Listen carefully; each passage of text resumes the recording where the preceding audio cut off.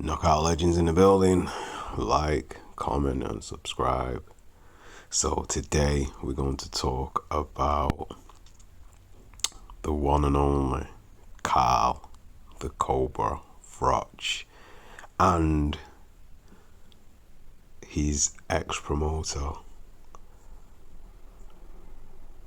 Frank Warren. So I did a video a few days back about Carl Froch versus AJ. If you've not seen that video, check it out. Anyway, I came across a Talksport interview which was funny and it's quite pertinent. And basically, Carl airs out Frank Warren, aka Bricktop, and basically he agrees with the rest of the boxing public and fraternity about the Francis Ngannou bout with Tyson Fury.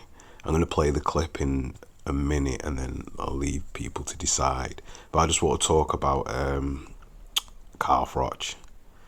Now he's got his own podcast called Froch and Fighting. If you have time, go and check it out. And listen, he has some good things to say. But I just want to talk about Carl Froch in his Hall of Fame status and who he is. So basically, Carl Froch, super middleweight champion, had a great career, fought the likes of Robin Reed, another great fighter from the Brendan Ingle gym. He went on to beat Jean Pascal for the vacant WBC super middleweight title. He was supposed to fight Joe Calzaghe for that, but Joe Calzaghe moved up to light heavyweight according to Frank Warren. Anyway, you'll hear about that later on. But anyway, then he went on to fight Jermaine Bad Intentions Taylor, defending his title. Then Andre Durrell. Then he came up against the formidable Mikkel Kessler, and he lost by unanimous decision in that fight.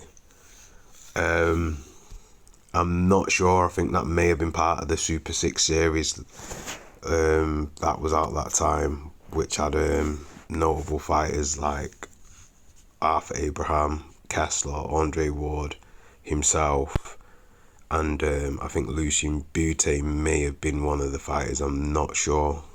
But anyway, he went on to fight Arthur Abraham, won by unanimous decision, and Glenn the Road Warrior Johnson, who was a good super middleweight, actually, very, very tough, very durable. Then he went on to lose unanimous decision against Andre SOG Ward, and then he beat Lucien Bute.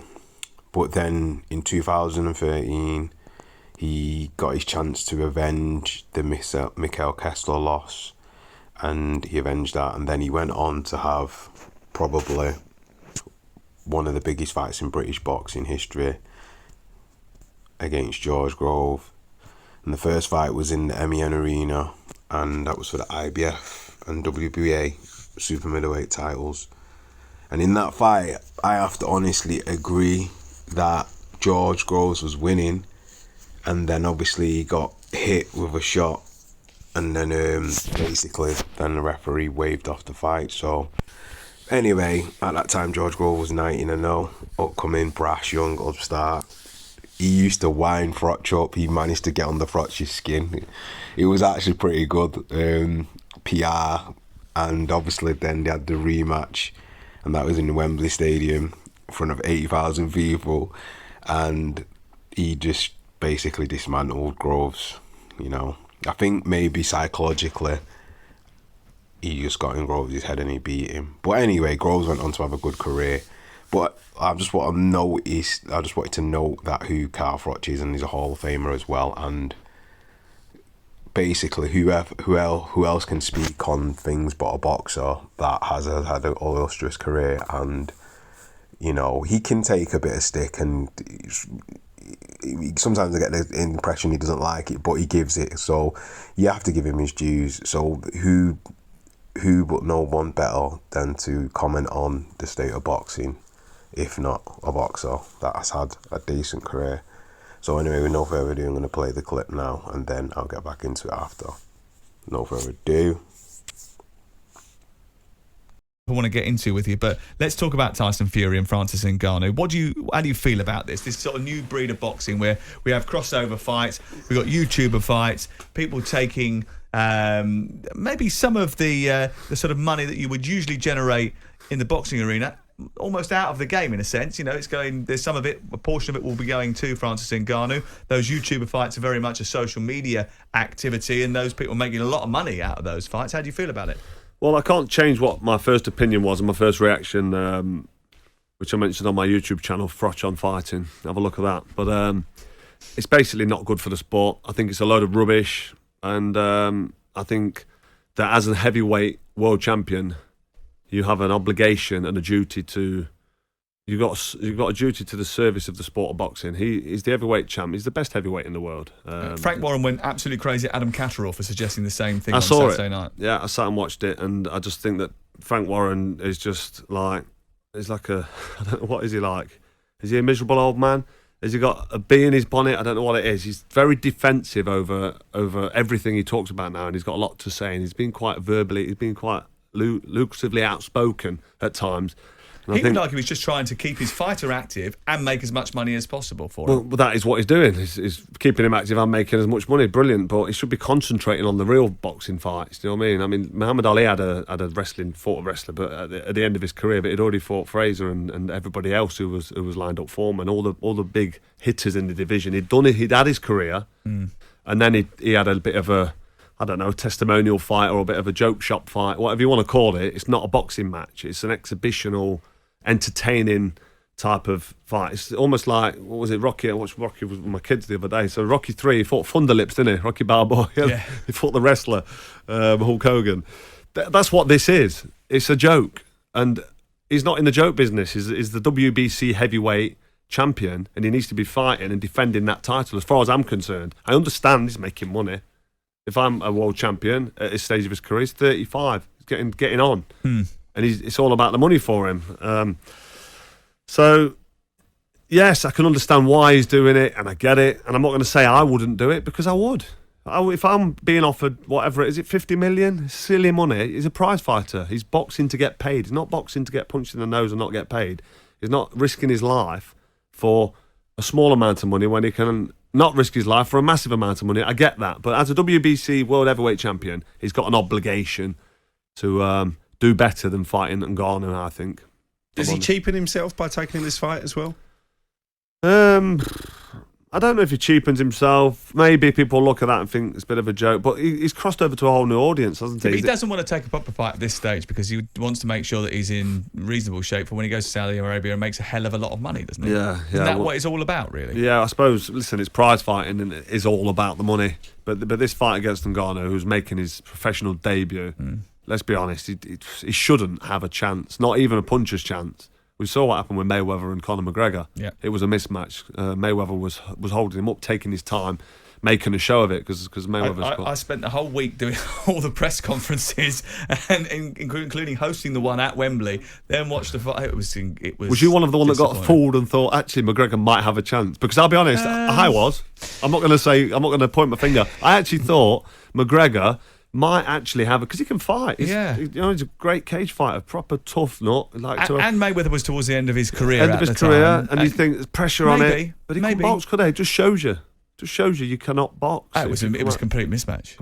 Which is what this will be with Tyson Fury and Ngannou. And he was just waiting. He allowed him to stay in the fight for a lot longer than he needed to, really, didn't he? And that'll happen again, won't it? I think it was around 7 or 8 it was. I think for some reason. Can't think why. You've been in the news recently, haven't you? Because Joe Calzaghe's former promoter, we mentioned him just a moment ago, Frank Warren, accused you of ducking the fight against the Welshman. Can you set the record straight? That's just slander on my name. I'm a guy who's got a reputation for fighting anyone. Anybody in the division. I've fought the best of the best. I fought for Joe Calzaghe's title when he waited until the final hour on the last day to vacate.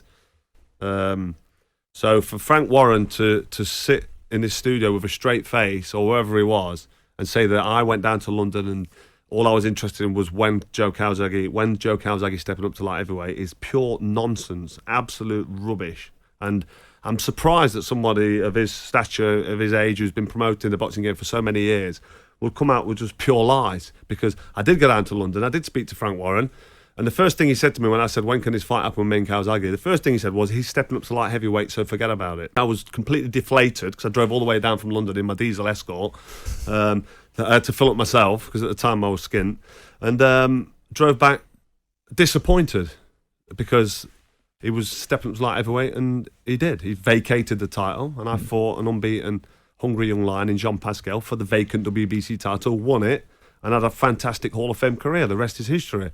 So, yeah, disappointed with Frank Warren's nonsense because that just didn't happen. I did go down to London to speak to him. I'm going full circle now. But he volunteered the information about Calzaghe moving up to light heavyweight, and I was gutted. That was it. Why else did I go to London? Why else did I smoke down the motorway and then come away empty-handed if it wasn't to go down there and try and make the fight with Frank Warren? There's a bit of needle between you and Joe Calzaghe. Why No, you know what? There's no needle between me and Joe Calzaghe. Honestly, we'll have a Talksport exclusive here because I've got so much respect for Joe Calzaghe and his career, and I picked the best fighter of. I mean, between him and Lennox Lewis, who's the best British fighter in the last 20 odd years, and I had to pick Calzaghe just because he's had such a fantastic career. A real tough guy, fast hands, can take a punch. There's a few things I could say. Because you can always pull somebody's career down. He never rematched Robin Reed. That was a close fight. He rematched Mario Vita a couple of times. He fought Hopkins and Roy Jones when they were past the best late. But Hopkins did go on to win a couple of good fights after that fight. But Calzaghe had a great career. Super fit, really tough, determined, real special fighter, unbeaten in 46 fights. I've got no beef with him. I was mandatory for his WBC belt, the super middleweight WBC green and gold belt. I was mandatory for that title, which is why I went down to speak to Bricktop at the time. And he vacated the title. I fought for the vacant title. That's as far as it goes. If I'd have fought Joe Calzaghe, it would have gone one or two ways. He'd have either beat me on points or he'd have lost by stoppage or knockout. I would have backed myself to beat him. He would have backed himself to beat me on points because he ain't going to knock me out, no chance. So it would have been a great fight, but one of the great fights that never happened. But I've got no beef with Calzaghe. I've got nothing but respect for him. If you've got no beef with him, is there one opponent that you dislike above everybody else? What opponent I dislike? Not really. I mean, George Groves was my big dislike opponent. Well, really, I dislikes a kind of word than hate. I actually hated him, Grovesy boy, but I had 2 fights with him. Beat him twice. First one I nearly got beat up. Well, I did get beat up, let's be honest. I got beat up in the first fight, but stayed on my feet and got forced a stoppage, albeit controversial. I still got the win on my record. But then I got the rematch and laid that to rest, you know. George went on, had a fantastic career, become world champion. So yeah, there's nobody really, if I'm honest. I've never a massive fan of James DeGale because he talks a bit of nonsense, and he was a super middleweight. I mean, he was picking up my scraps. He was. Durrell, Lucian Butte. I beat them up before he beat them. They're his best wins, by the way.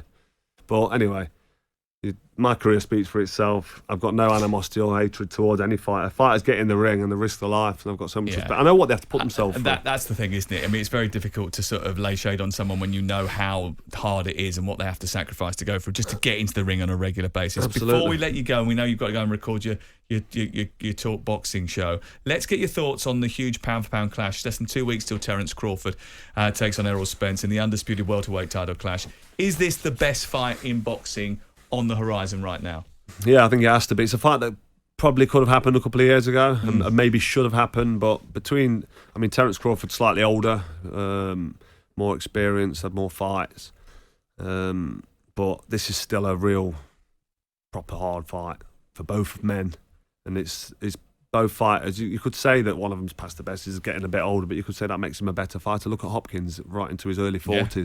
He improved, he changed his style, and he became a more rounded, superior athlete into his 40s, and he was harder to beat. So this fight is a proper boxing match between two guys at the top of the game, and difficult to pick a winner, but I'd personally make Terence Crawford a slight favourite, although I've been up close with both of these guys and commentated at ringside when they both fought, Kell Brook actually, and Sean, was it Porter they fought as well? They've got a couple of common opponents, and I mean, they're both just fantastic fighters, and it's going to be great to see these both get in the ring from round one, because they're both, it's going to be a proper fight. Their style is going to make for a real entertaining matchup as well. I might actually go out there and watch this one. So from the clip there, we have a lot to unpack. To Talksport members, mention that I did a video on this as well, so if you get a chance to listen to it or watch it, look it up. It's a pretty good video. But anyway, that Frank Warren had a go at Adam Catterall, and the way he carried on was pretty basically bad. But anyway, what Froch mentions on the clip that was passed, he mentions obviously what I mentioned earlier on before about the Calzaghe fight, and obviously he basically had to fight for the vacant WBC belt. But then he goes in on Frank Warren and basically just telling a few home truths. You know, he's very defensive, and obviously he's basically justifying the Francis Ngannou fight. And don't get me wrong, Ngannou's doing what he needs to do to get paid, because obviously he's not going to get paid that in the UFC because there's a cap and only fighters get paid certain amounts of money, and only the top guys get paid certain amounts of money because of the draw they're bringing. But don't get me wrong, Ngannou is a draw, but maybe he's not, how can I put it, vocal enough. Maybe he's not got that fame yet where you eclipse the actual sport you're in, so you can demand more money. So for him to leave it and go to boxing, it's a smart move, and there is no bigger fight than Tyson Fury, to be fair. But anyway, Fury's smart because it's a PR marketing stunt, and obviously he's going to make money. But going back to what Froch was saying about Muhammad Ali in the clip, which is very, very pertinent and true. Muhammad Ali, right, because he had two careers.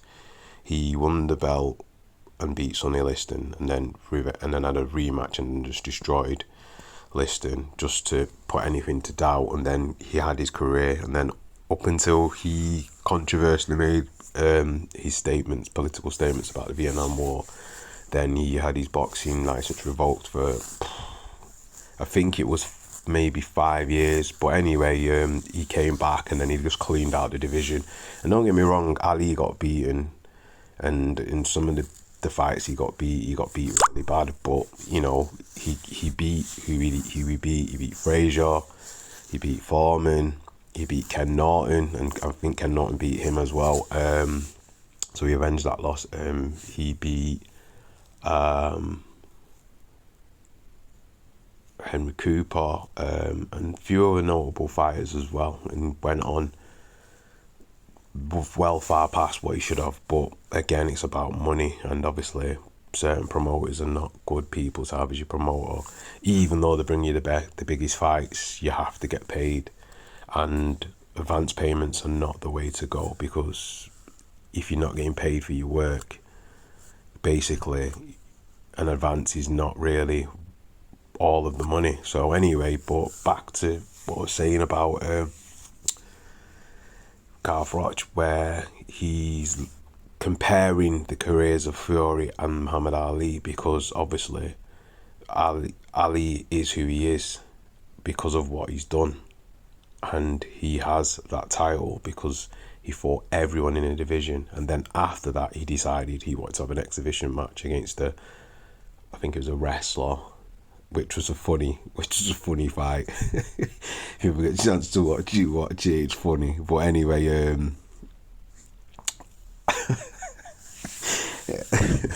this is a joke. But anyway, with Fury fighting Ngannou as an exhibition, Ngannou is actually a fighter in that sense. He's not a wrestler, so I get that. But Fury does need to fight the best first before he does anything like that, where then when you've done your job and you've cleared out the division, then you can decide what you want to do coming to the end of your career. Because, you know, it's like the footballers like Messi and Ronaldo, you know, coming to the end of their career, they go into the divisions where it's still competitive football, but they don't need to kill themselves as much to actually be as competitive, because the skills alone will speak for themselves. No, obviously it's not boxing, but I'm just giving that like comparison because it's a just comparison. But anyway, Froch stating his opinions about Warren, it just goes to show that obviously he's not happy with Warren and probably things that he did in the past, and maybe he understands that maybe it may not have been just Calzaghe that didn't want to fight him, maybe it was Warren that actually guided that decision. So maybe there's a little bit of needle there, but Froch likes to wind people up, you know, but I get the sense sometimes he doesn't like it when people give it out as well. But he pretends he does, or he pretends he can take it. But, you know, it is what it is anyway. But it's funny because he called him Bricktop. So obviously, I think Froch has watched Hatman, and obviously he's watched Snatch. So, you know. But anyway, it's actually pretty good boxing that Froch says what he says. So anyway, what do you think about what has been said? And leave your comments in the comment section, and hit the notification bell for more content like this, and like, comment and subscribe. And that is another one from Knockout Legends. Peace.